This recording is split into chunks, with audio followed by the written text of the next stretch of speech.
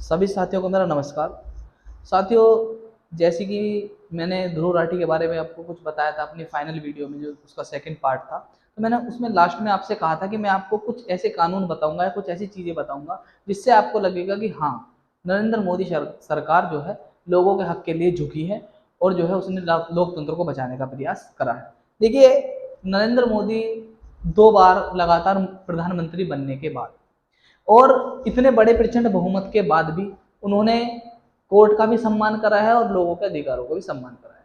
मैं एग्जांपल देके आपको समझाता हूँ।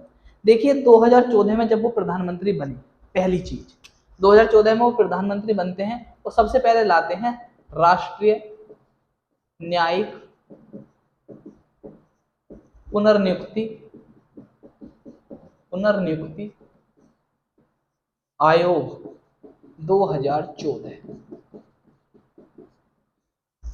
ये जो है लोकसभा में और जो है राज्यसभा दोनों में पारित हुआ और पास हुआ वहां से, और देश की 20 प्लस विधानसभाओं ने इसे पास करा। ठीक है, इन्होंने इनकी तरफ से तो कानून बन गया। लेकिन 5 जजों की पीठ ने, अच्छा देखिए, इसका उद्देश्य ये था कि जो कोलिजन सिस्टम चलता है उसे हटा के जो है भर्ती वगैरह का सिस्टम लाया जाए और न्यायिक नियुक्ति जो है सरकार के अंडर में आ जाए। हो सकता है कुछ और एजेंडा रहा हो, लेकिन बाद में 5 न्यायाधीशों की पीठ ने इस पे जो है बैठक करी और इस 99 में संविधान संशोधन को रद्द कर दिया, ये कहते हुए कि ये मूल ढांचे का उल्लंघन है और न्यायिक जो है उसको सीमित करती है, न्यायिक पहुंच को, इस तरीके से। तो नरेंद्र मोदी चूंकि प्रचंड बहुमत में थे, उन्होंने इसे दोबारा लाने का प्रयास नहीं किया और सम्मान के साथ इसको स्वीकार कर दिया। दूसरा पॉइंट मैं आपको बताऊं जो हाल ही में चर्चा में रहा है, कृषि कानूनों को रद्द करना।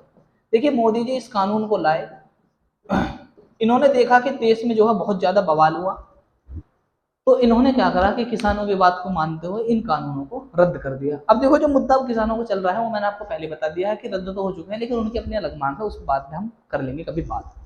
तीसरा बिंदु है भूमि अधिग्रहण भूमि अधिग्रहण अधिनियम अधिग्रहण कानून, ये जो लाए थे। ठीक है, इसमें क्या हुआ था, इसमें लोकसभा में 9 बार संशोधन करा गया था कि देखिए किस तरीके से जनता को जो है एग्री करा जाए, सहमत करा जाए कि ये पास हो जाए, मतलब पास होने के बाद इसका जो है विरोध ना हो। लेकिन कंटिन्यू इसका विरोध हुआ। हालांकि इसमें मुआवजे का भी प्रावधान था, सब चीज का प्रावधान था, प्रवास अगर वहां से कोई जनता करेगी उसके लिए वहां कहाँ उन्हें ठहराया जाएगा, सब चीज का प्रावधान था। लेकिन जनता का प्रबल विरोध हुआ, विपक्षी पार्टियों ने भी थोड़ा विरोध करा, तो नरेंद्र मोदी जी ने जो है इसको ठंडे बस्ते में डाल दिया। ठंडे बस्ते में इन द सेंस कि अभी इस पर प्रक्रिया चल रही है, लेकिन आम जनता का मान रखने के लिए प्राथमिकता उन्हें दी गई, आम जनता को, और इस कानून को जो है फिलहाल हटा दिया। यूनिफॉर्म सिविल कोड, चौथा पॉइंट।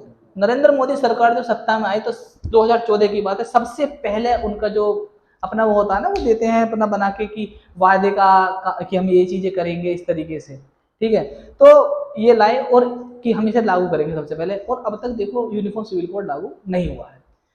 सीए वो तो देखो लागू हो गया, और हो सकता है इनमें से जो मैं चीजें आपको बता रहा हूँ कुछ इनमें से और आगे लागू हो जाए। तो यूनिफॉर्म सिविल कोड, अच्छा यूनिफॉर्म सिविल कोड यूके सरकार ने लागू करा, लेकिन उसे लागू करने से पहले उन्होंने ये कह दिया कि एक बार आम जनता के सामने इसको रखा जाए, और मतलब उनको अगर आम जनता को कहीं भी ऐसा लगता है कि ये हमारे हकों के खिलाफ है इस तरीके से, तो उसे जो है नहीं लाया जाए, नहीं पेश करा जाए। तो देखिए, आप सोचिए, है ना, लोकतंत्र वाली बातें ये सारी।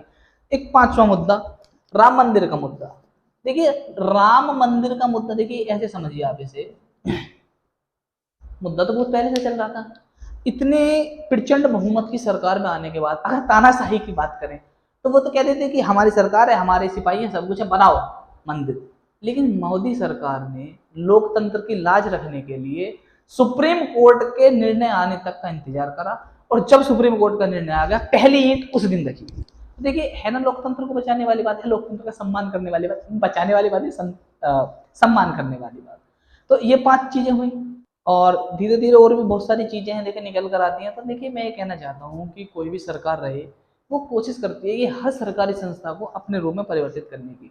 देखिए, लोकतंत्र के दोहे हम अगर अब देने लगे, क्योंकि देखिए दरअसल में क्या है कि भारत में एक युवा वर्ग सक्रिय है इस समय, तो हम उसे ये दिखाने की कोशिश करें कि ये सब चीजें नहीं हो रही है, मतलब अब ये मोदी सरकार ही कर रही है। हालांकि बहुत चीजें गलत भी हुई है। मुझे दरअसल में वीडियो इसलिए बनानी पड़ी क्योंकि मैं इस चीज़ से आहत हुआ कि तानाशाह शब्द मेरे को बिल्कुल भी अच्छा नहीं लगा।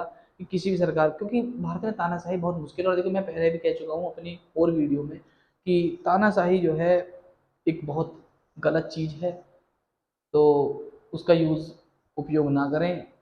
बाद में बाकी भविष्य है, भविष्य किसी ने नहीं देखा। तो ये सारी चीज़ें मैंने आपको बताई। तो ठीक है दोस्तों, मैं चाहता हूँ कि अपना प्यार बना के रखें, ज़्यादा से ज़्यादा शेयर करें और कोशिश करें कि चीज़ों को समझें आप।